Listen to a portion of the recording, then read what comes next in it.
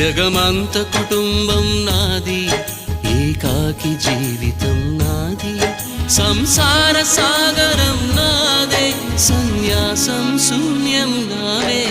జగమంత కుటుంబం నాది, ఏకాకి జీవితం నాది.